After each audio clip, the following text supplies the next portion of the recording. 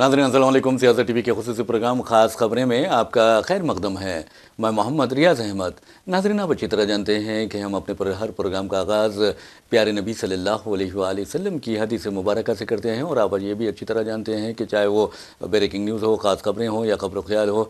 इन programme का आगाज़ प्यारे नबी सल्लल्लाहु अलैहि वसल्लम की हदीस मुबारक से होता है। और आप ये भी अच्छी तरह जानते हैं कि रोज़नामा सियासत हर रोज़ अपने सफ़े आखिर पर एक हदीस मुबारक शाये करता है, जिसका मकसद आवाम की रहनुमाई होता है। तो बहरहाल आज जो हदीस मुबारक हम आपको सुनाने जा रहे हैं वो ये है कि प्यारे नबी सल्लल्लाहु अलैहि वसल्लम का इरशाद मुबारक है कि ऐसा इशारा भी हराम है जिससे किसी शख्स को रंज पहुँचे। तो आपने देखा कि प्यारे नबी सल्लल्लाहु अलैहि वसल्लम किस तरह की तालीम देते हैं और ये बताते हैं कि ऐसा इशारा भी हराम है जिससे किसी शख्स को रंज पहुँचे। अफसोस की बात यह है कि आज हमारे माशरे में आप देखेंगे कि लोगों का मजाक उड़ाया जाता है, उनकी खल्ली उड़ाई जाती है और मज़हका उड़ाया जाता है, उनकी नकल की जाती है और अजीब गरीब बातें की जाती है, ग़ीबत की जाती है। तो ये चीज़ें बहुत ही ख़तरनाक होती हैं। ऐसे में प्यारे नबी सल्लल्लाहु अलैहि वसल्लम फरमा रहे हैं कि ऐसा इशारा भी हराम है जिससे किसी शख्स को रंज पहुँचे, बुरा लगे, तो उस तरह के इशारों से भी हमें बचना चाहिए। तो आप अंदाज़ा कीजिए कि दीन इस्लाम किस तरह के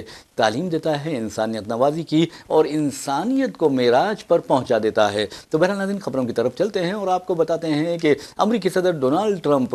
के बारे में हमारे वज़ीर-ए-आज़म नरेंद्र मोदी माय फ्रेंड कहते हैं। और आप अच्छी तरह जानते हैं कि इसराइल के बारे में वज़ीर-ए-आज़म नरेंद्र मोदी का क्या ख्याल है। नरेंद्र मोदी इसराइल को फादरलैंड कहते हैं और नेतन्याहू से भी उनकी अच्छी दोस्ती है। और असल खबर ये है कि अमरीकी सदर डोनाल्ड ट्रंप के बारे में कहा जा रहा है कि वो हिंदुस्तान का जल्द ही दौरा करने वाले हैं और हो सकता है कि आने वाले बरस यानी नेक्स्ट ईयर के अवाइल में वो हिंदुस्तान का दौरा करेंगे। और अमरीकी वज़ीर ख़ारजा मार्क रूबियो ने इस बात की तस्दीक भी कर दी है। और हाल ही में एक इंटरव्यू में रूबियो ने कहा कि वो खुद ट्रंप के तारीखी हिंदुस्तानी दौरे की तैयारियों को हतमी यानी क़तई शक्ल देने में मसरूफ़ हैं और इस मकसद के लिए वो हिंदुस्तान आएंगे। यानी मार्क रूबियो हिंदुस्तान आएंगे और यहाँ पर तैयारियों का जायज़ा भी लिया जाएगा। वैसे मैं नाज़रीन आपको बता दूँ कि हिंदुस्तान और अमेरिका के दरमियान जो तिजारती ताल्लुक़ात हैं वो बहुत ज़्यादा अहमियत इख्तियार कर गए हैं। एक तरफ कांग्रेस उसकी मुखालिफत कर रही है तो दूसरी तरफ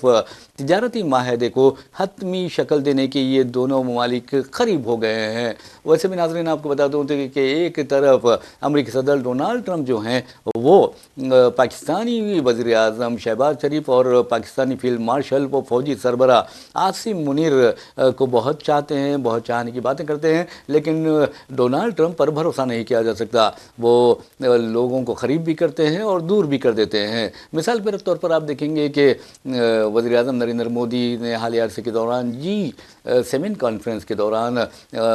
डोनाल्ड ट्रंप से मुलाकात की। डोनाल्ड ट्रंप से मुलाकात के दौरान डोनाल्ड ट्रंप ने वज़ीर-ए-आज़म नरेंद्र मोदी के बारे में कहा कि ये फ़रिश्ता हैं। वज़ीर-ए-आज़म हमारे खुशी के मारे झूमने लगे, खुशी के मारे चीख कर हंसने लगे। और आपको बता दूं कि उसी पल यानी जिस पल उन्होंने कहा कि ये फ़रिश्ता हैं और उसी ही पल यानी बग़ैर किसी ताख़ीर के वज़ीर-ए-आज़म ने कहा कि ही इज़ ए किलर यानी ये कातिल है। तो आप अंदाज़ा कीजिए कि वज़ीर-ए-आज़म उस वक्त भी हंसते रहे। तो डोनाल्ड ट्रंप पर भरोसा नहीं किया जा सकता, वो कब किसको क्या कह दें। तो बहरहाल अब हिंदुस्तान आने का उन्होंने फ़ैसला कर लिया है और हिंदुस्तान आने की तैयारियां भी शुरू हो चुकी हैं। हतमी शक्ल दी जा रही है उन तैयारियों को। नेक्स्ट ईयर के अवाइल में यानी आइंदा साल के अवाइल में वो हिंदुस्तान का दौरा करेंगे। लेकिन नाज़रीन इसी से जुड़ी एक खबर है और खबर ये है कि सोनिया गांधी जो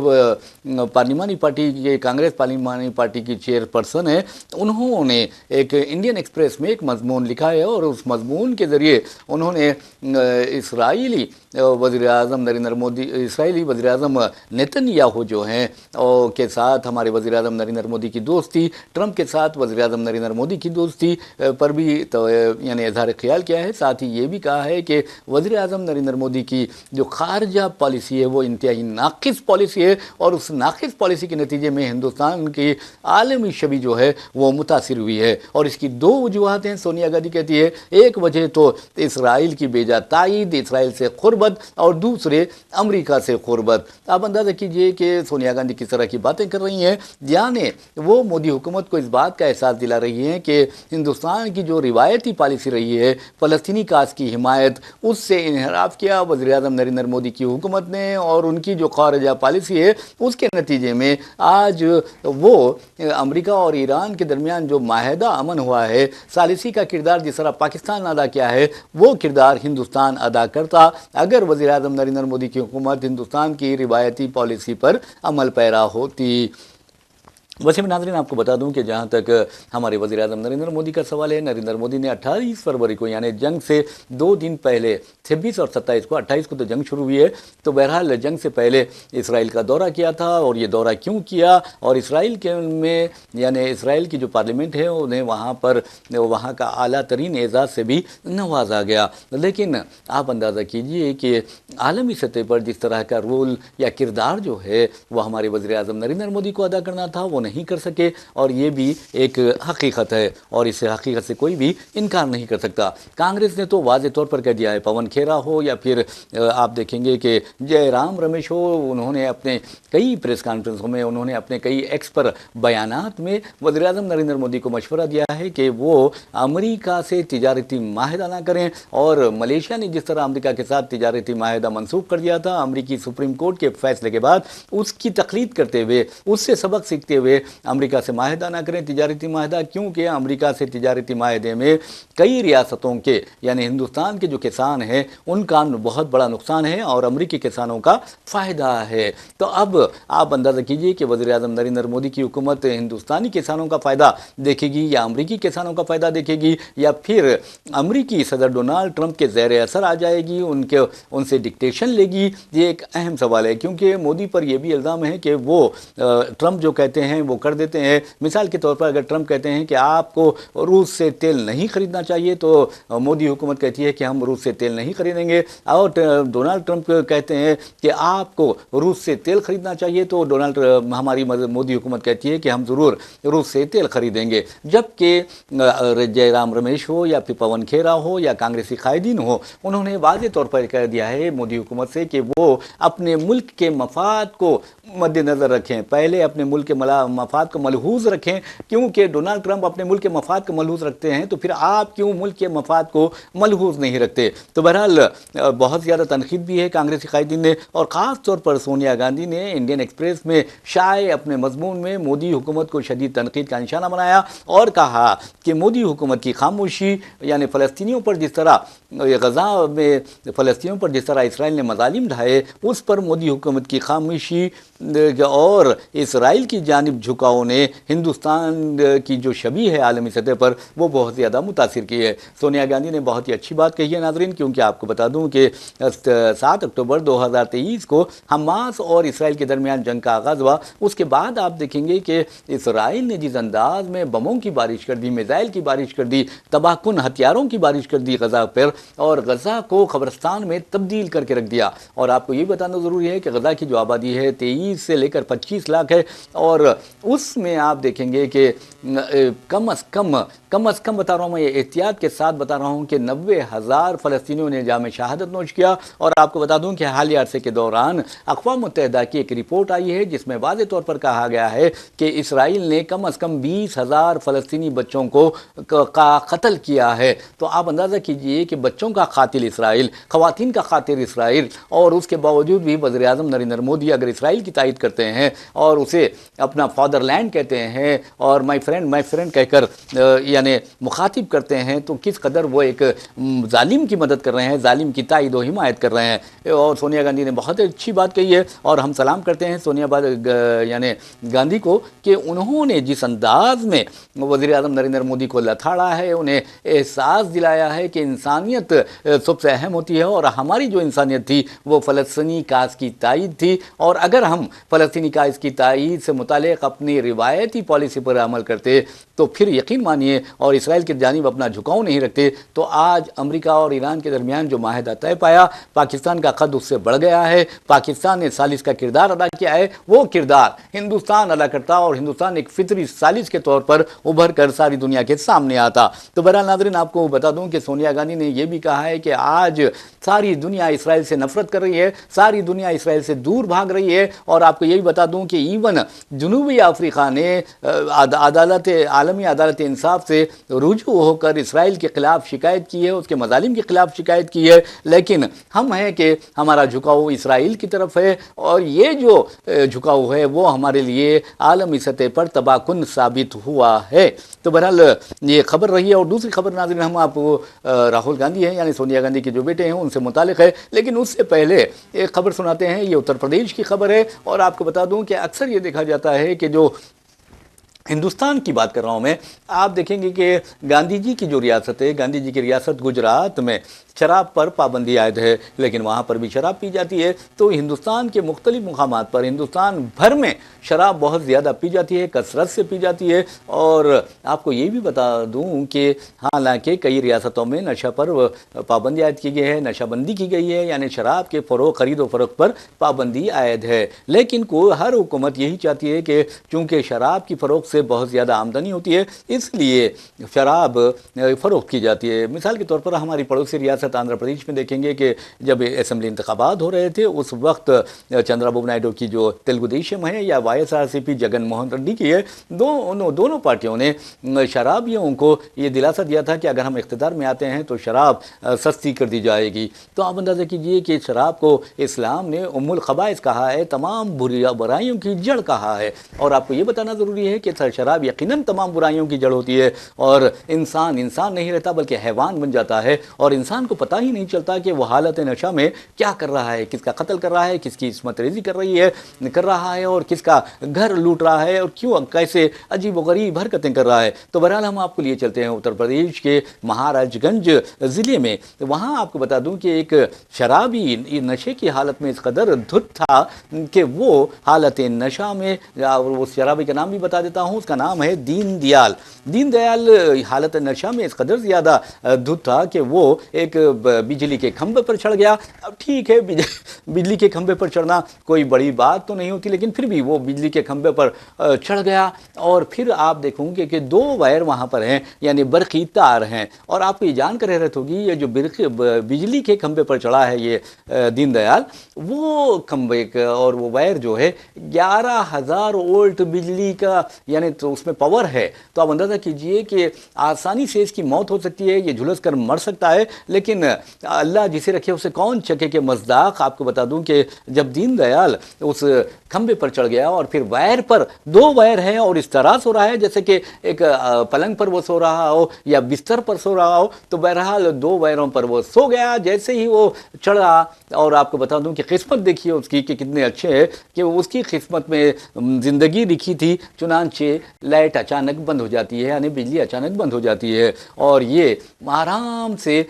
سونے لگتا ہے۔ اور آپ کو بتا دوں کہ لوگ وہاں پر جمع ہو جاتے ہیں، اسے اتارنے کے لیے کہتے ہیں، یہاں تک کہ محکمہ بجلی سے کہا جاتا ہے کہ برائے مہربانی جو بجلی ہے یا کرنٹ جو ہے وہ بند کر دیا جائے، منقطع بجلی کی سربراہی منقطع کر دی جائے، کاٹ دی جائے، کیونکہ ایک شخص 11,000 وولٹ کے کھمبے پر چڑھ گیا ہے اور اس کی موت ہو سکتی ہے، جھلس کر مر سکتا ہے۔ تو بہرحال بجلی بھی کاٹ دی جاتی ہے، اور آپ دیکھیں کہ وہ کافی دیر تک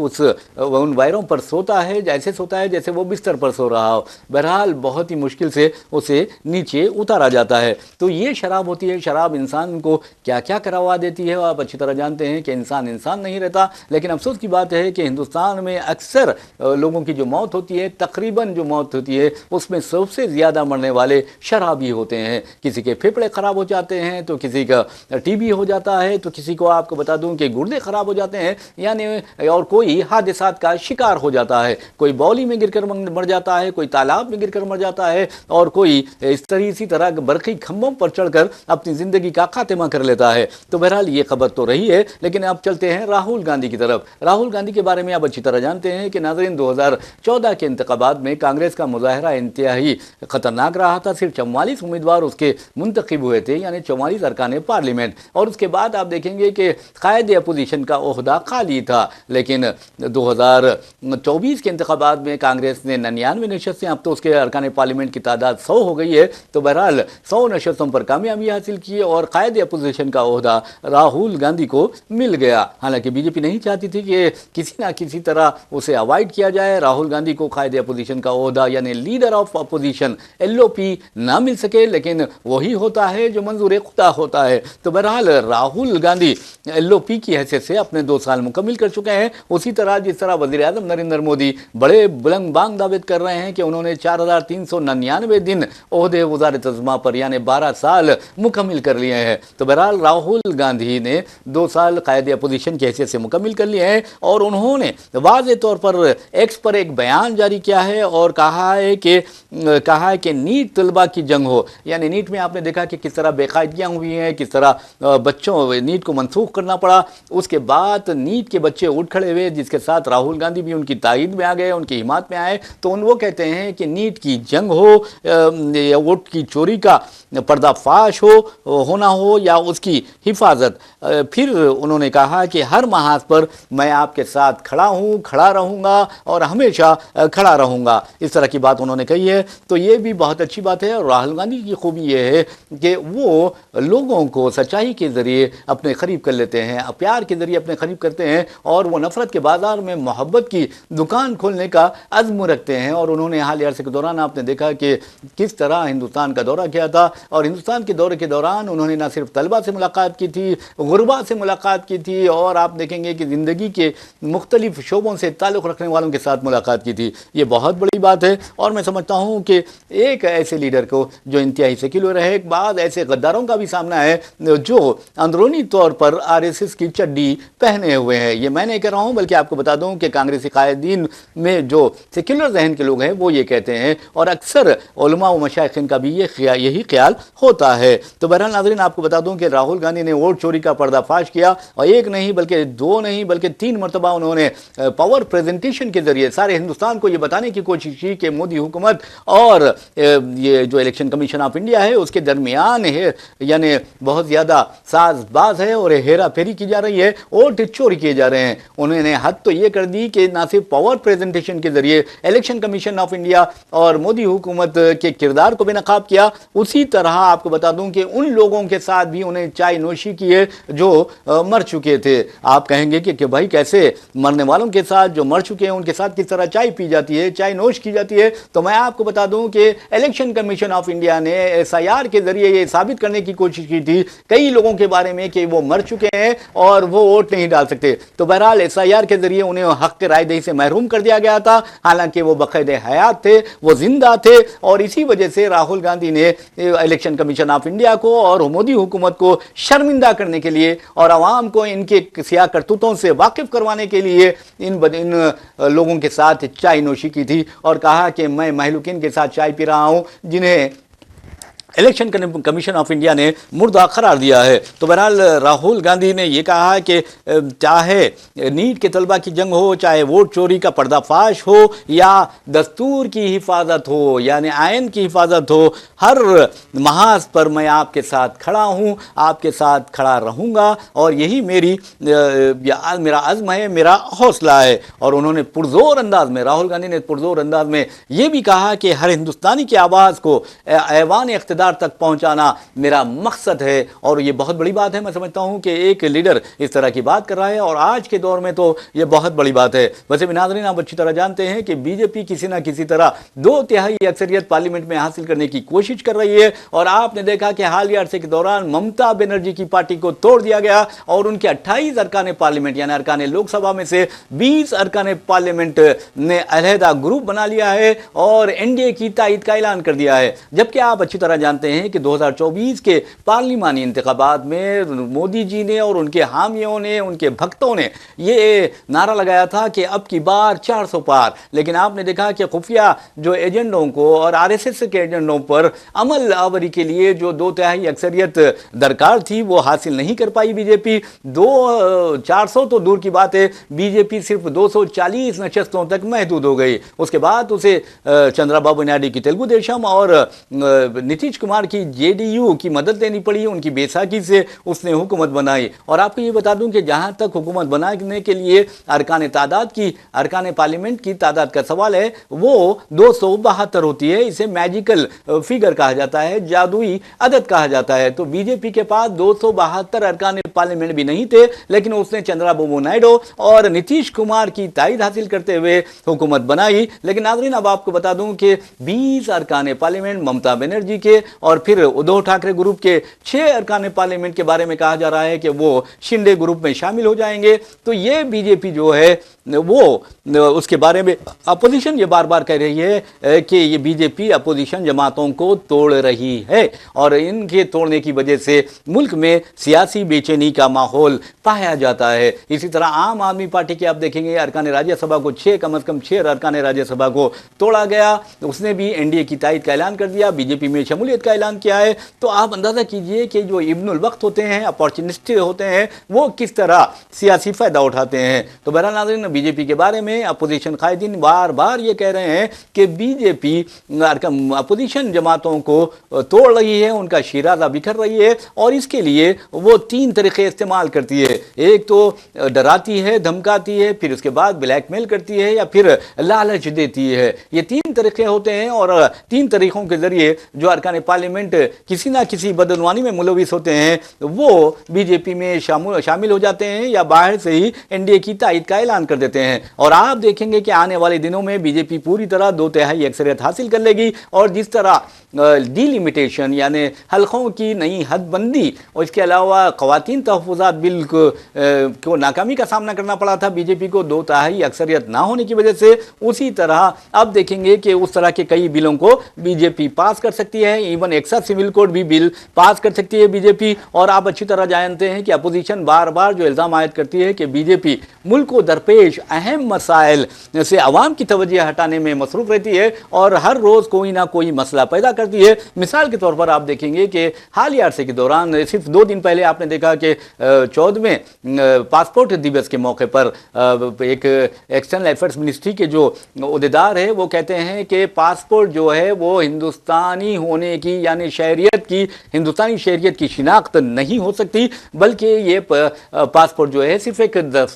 سفری دستاویز ہے۔ جبکہ آپ کو یہ جان کر حیرت ہوگی کہ ہندوستان ہی نہیں بلکہ ساری دنیا میں جو پوچھا جاتا ہے کہ آپ امریکن ہیں تو کہتا ہے ہاں میں امریکن ہوں۔ تو امریکن جو سٹیزن ہوتا ہے وہ کہتا ہے کہ میرے پاس امریکن پاسپورٹ ہے، میں امریکن پاسپورٹ ہولڈر ہوں، یعنی امریکہ کا شہری ہوں۔ آپ سعودی کے بارے میں یا UAE اماراتی جو شہری ہوتا ہے ان کے بارے میں بھی آپ دریافت کر لیے، وہ دریافت کیجیے، وہ کہتے ہیں کہ ہمارے پاس اماراتی پاسپورٹ ہے، ہمارے پاس سعودی پاسپورٹ ہے، اور ہم سعودی ہیں، ہم اماراتی ہیں، ہم قطری ہیں، ہم کویتی ہیں، ہم بحرینی ہیں۔ لیکن آپ اندازہ کیجئے کہ یہاں پر اب پاسپورٹ کے بارے میں بھی کہا جا رہا ہے کہ یہ صرف سفری دستاویز ہے، یہ شناختی کارڈ نہیں ہے۔ تو بہرحال ناظرین آپ کو بتا دوں کہ کیا سوال یہ پیدا نہیں ہوتا کہ وزیر اعظم نریندر مودی کے پاس بھی کوئی ایسا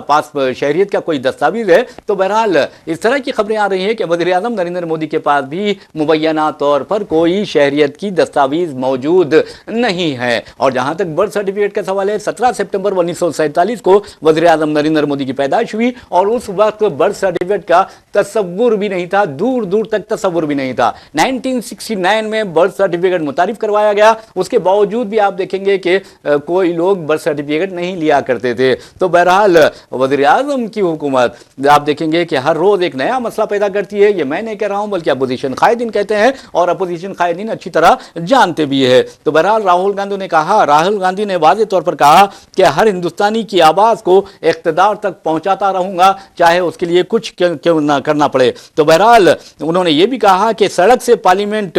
تک آپ کا بھروسہ ہی میری سب سے بڑی طاقت ہے۔ اور ہر سیاسی لیڈر کے بارے میں، اور خاص طور پر جو بے داغ سیاسی لیڈر ہوتا ہے اس کی طاقت عوام ہوتے ہیں، جبکہ جو بدعنوان سیاستداں ہوتے ہیں ان کی طاقت دولت ہوتی ہے اور اقتدار ہوتا ہے۔ بہرحال ناظرین ایک اور خبر کی جانب چلتے ہیں، اس خبر کا تعلق ہے SIR سے۔ SIR کے بارے میں آپ کو بتا دوں کہ SIR شروع ہونے سے پہلے ہی نیوز ایڈیٹر سیاست جناب عامر علی خان نے سیاست ہب فاؤنڈیشن کے ذریعے دفتر روزنامہ سیاست میں ہیلپ ڈیسک قائم کیا، اور آپ کو بتا دوں کہ ہر روز 300 سے لے کر 500 مرد و خواتین کی رہنمائی کی گئی، اور یہ اس کا عوام نے خیر مقدم بھی کیا، عوام نے بہت زیادہ اطمینان کا بھی اظہار کیا، اور اس کے بعد اس کی تقلید میں کئی مقامات پر ایون سیاسی جماعتوں نے بھی اس طرح کا کام شروع کیا. بہت اچھی بات ہے. چلیے اچھے کام کی تقلید بہت اچھی چیز ہے. تو بہرحال ایس آئی آر کے بارے میں آپ کو بتا دوں کہ 25 جون سے لے کر 24 جولائی تک ایس آئی آر کا عمل تلنگانہ میں ہوگا. اور 25 جون سے ہی یعنی کل سے ہی آپ نے دیکھا کہ کس طرح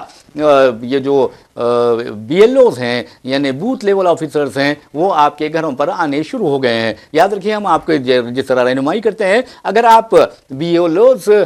سے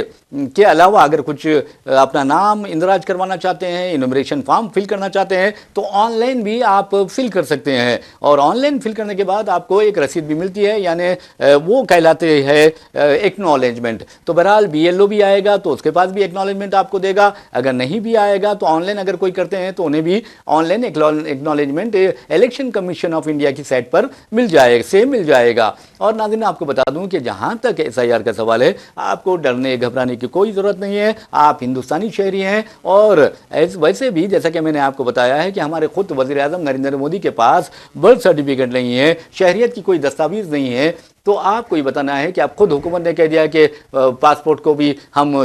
شہریت کی دستاویز تسلیم نہیں کرتے بلکہ پاسپورٹ جو ہے وہ سفری دستاویز ہے. تو ناظرین آپ کو بتا دوں کہ آپ کو ڈرنے کی کوئی ضرورت نہیں ہے. آپ کا نام اگر 2002 کے ایس آئی آر میں شامل نہیں ہے تو ڈرنے کی گھبرانے کی فکر کرنے کی کوئی ضرورت نہیں ہے. آپ کے والدین کا نام اگر موجود ہے تو اس سے بھی کام چل سکتا ہے. اگر والدین کا نام موجود نہیں ہے, نانا نانی کا نام موجود ہے تو اس سے بھی کام چل سکتا ہے. لیکن اگر نانا نانی کا بھی نام موجود نہیں ہے اور دادا دادی کا نام موجود ہے تو اس سے بھی چلتا ہے. اگر وہ بھی نہ ہو تو ڈرنے گھبرانے کی ضرورت نہیں ہے. آپ کے پاس ایس ایس سی کا سرٹیفکیٹ ہوگا, آپ کا برتھ سرٹیفکیٹ ہوگا, آپ کا پین کارڈ ہوگا, آپ کا آدھار کارڈ ہوگا, تو آپ کا پاسپورٹ ہوگا, اس سے بھی کام چل سکتا ہے. تو بہرحال ناظرین اس طرح کی خبریں لے کر ہم آپ کے پاس آتے رہیں گے اور آپ کو بتاتے رہیں گے کہ ہندوستان میں اور عالمی سطح پر کیا ہو رہا ہے. اور عالمی سطح پر آپ کو بتا دوں کہ ایران پر امریکہ نے حملہ کیا ہے اور امریکہ کا کہنا ہے, ٹرمپ کا کہنا ہے کہ ایران نے ایک جہاز پر 4 مرتبہ حملہ کیا جس کے جواب میں یہ کارروائی کی گئی. ایران نے امریکہ پر الزام عائد کیا کہ اس نے اس حملے کے ذریعے امن معاہدے کی خلاف ورزی کی ہے. تو بہرحال خبر خیال میں ہمارے ساتھ بنے رہیے, ہم آپ کو ضرور اس بارے میں تفصیلات سے واقف کروائیں گے. اسی کے ساتھ اپنے میزبان محمد ریاض احمد کو اجازت دیجیے. انشاءاللہ پھر ملاقات ہوگی, پھر بات ہوگی. تب تک کے لیے اللہ حافظ.